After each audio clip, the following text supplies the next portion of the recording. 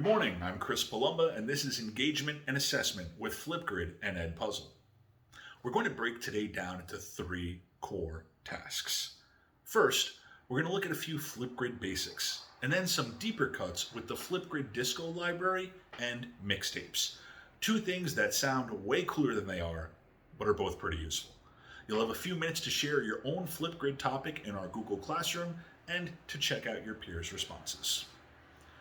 Next, we're going to look at a few Edpuzzle basics and learn how to develop more rigorous Edpuzzles by using multiple questions at a single point in a video and creating instant feedback to student responses.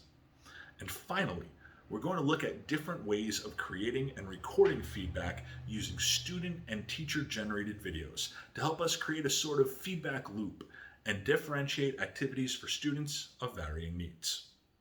Now, I know that some of you have been using both Edpuzzle and Flipgrid regularly in your classrooms already, and some of you have likely never used either site at all. So we're going to be moving too slowly for some of you and too quickly for others. To help out with that, I've done two things. In the PD Google Classroom, under Materials and Resources, I have created some very short but hopefully useful tutorial videos on all of the things we will discuss today, along with some links to Edpuzzle and Flipgrid's own certification courses.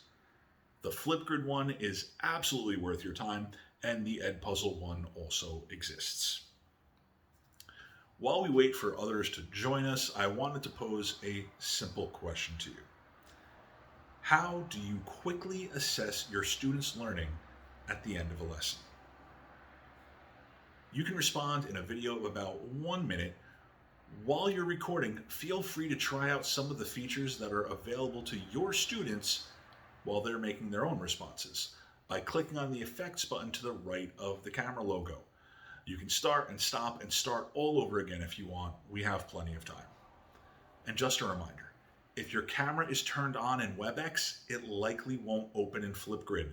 So be sure to turn your camera off in WebEx before you try to record here. If you have any questions, let me know. Go ahead and get started.